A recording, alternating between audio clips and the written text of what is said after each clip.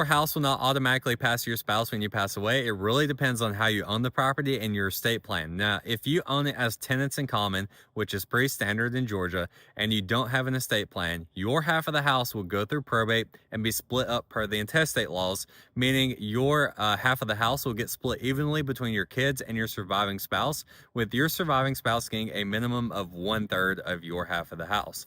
Now, if you have a will stating that your half of the house is going to go to your spouse, it will still have to go through the probate process, and the property will get locked up for that 2-year period, depending on how long probate takes.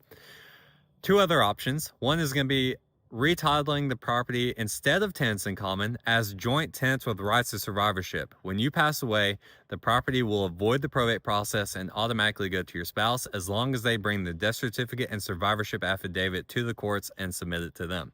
The other option is going to be using a revocable trust. If you put the house inside the revocable trust, you can designate rules in there saying that your spouse can live in that property for the remainder of their life or until they decide to move. Then at which point you can sell that property and use that money to take care of your surviving spouse and then pass the remaining money down to your kids. You have full control when it's inside of a revocable trust. If you want help setting any of this up and you use one of our trusts, your assets will avoid the probate process or we will do probate for free. Click link in the bio, fill out the form, and schedule a time to talk to someone on our team.